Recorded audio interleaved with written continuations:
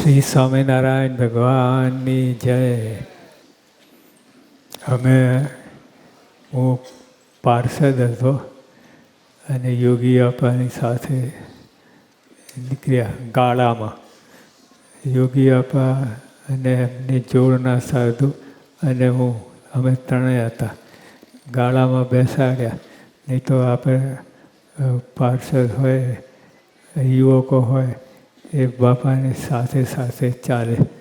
પણ તે વખતે કોઈ વ્યવસ્થા નથી, એટલે બાપાએ ગાળામાં બેસાડ્યા.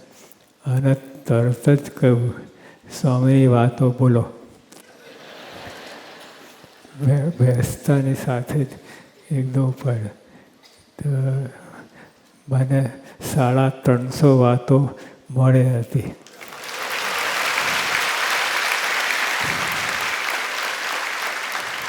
તે વખતે તો આ વાત થઈ ગઈ, 350 વાત પૂરી થઈ ગઈ. પછી સ્વામી કે આગળ છે. મેં કહું આગળ તો આ જ વાત છે. સ્વામી કહો. તો બીજી વાર રિપીટ કરાયું, 350 વાત.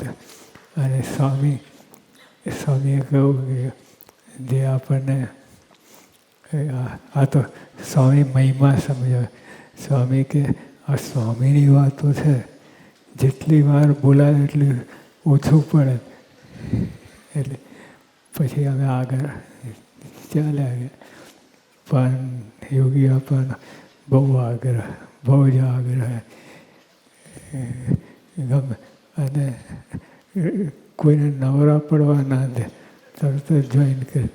અને સ્વામી બાપાને પોતાને 500 કીર્તનો મળ્યા હતા. અને ત્રીજા પ્રકારની આખી વાત એ મળ્યા હતી.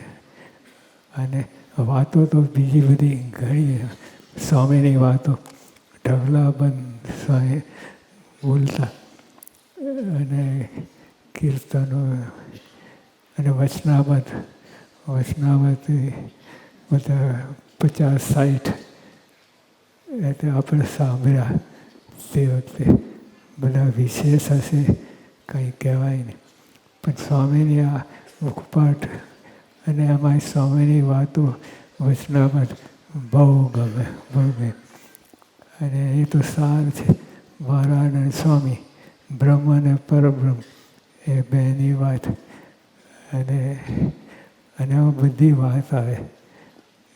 કોઈ વ્યવહારિક વાત આવે, પણ એ લખતું વ્યવહારિક વાત હોય, પણ તોય ભગવાનને પહોંચાડે એવી વાતો થાય. અને પછી આપણે કરવાનું શું?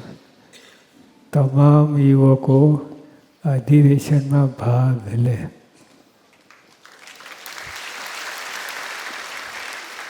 એક બે નહીં, તમામ બધા જે રીતે આવડે. મોટી વાતો વચનામત બોલે એવું કાંઈ નથી. એ ભગવાનની વાણી છે. તો ગમે પણ વાતો મળે કરવાની છે આપણે. અને આજે જ બધા યુવકો ફોર્મ લઈને ભરે. આજે જ રોકડું ઉધારા તો તરત જ ફરી જાય. બીજો દિવસ હોય ને, બીજા સંકલ્પો કે નથી કરવું હોય. અને આજે જ બધું ભરીને તૈયાર રાખવું. અને પ્રવચનમાં આ નિરૂપણમાં ભાગ લેવો છે. એ થોડુંક જે આવતું આવે એ ભાગના આપણે સ્વામી બાપાને રાજી કરીએ. યોગી બાપા પ્રમુખ સ્વામી મહારાજને રાજી કરીએ. તો આ ભાગ લેવો. અને બાળ મંડળમાં પણ અધિવેશન છે. બાળકો તૈયાર થાય અને બાળકોએ ભાગ લે. આ 4 મુદ્દા આપણે આપ્યા છે. એટલે એ પ્રમાણે આપણે કરવું જ. ફરીથી બોલીએ, તમામ યુવકો અધિવેશનમાં ભાગ લે. આજે જ બધા યુવકો ફોર્મ ભરીને જાય. રોકડું ઉધાર કંઈ ફરી જાય. બીજે દિવસે મારી વાતો અંદર ઘૂસી જાય અને બધું બગાડે. અને પ્રવચન અને નિરૂપણમાં ભાગ લેવો જ. લેવો નહીં, લેવો જ. એટલે આપણે અને એ તો આપણે તો સત્સંગી છીએ. આધ્યાત્મિક વાત બધી અંદર આવી જઈએ. માયા છે, રાહ જોઈને બેઠી છે. તરત જ આપણે નવરા પડીએ, ઘૂસી જાય. એટલે પછી બાળ મંડળ પર અધિવેશન છે. બાળકોમાં તેમાં બાળકોએ ભાગ લેવો. બાળકો તમારા દ્વારા નાના નાના બાળકો એ એમને વ્યવસ્થા કરી આપી. એમને મુખપાઠ કરે, ભાગ લે અને બધી સારી રીતે ખૂબ કેફમાં આનંદમાં રહે. મળતી કાન હલાવે વાત નહીં.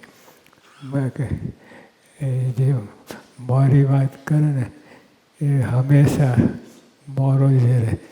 કોઈ દિવસ બરકત ના આવે. અને આવા ભગવાન આવા સંત મળ્યા, કેમ મજા ના કરીએ. આપણે પ્રાપ્તિનો કેફ એ હોય.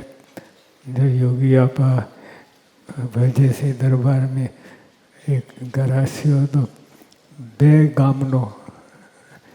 પણ એને એટલો બધો કેફ ચડી ગયો, એટલો તો યોગી બાપાને કેફ વધારે. ઓલા ગરાસિયાને હશે કે નહીં, પણ યોગી બાપાને કેફ.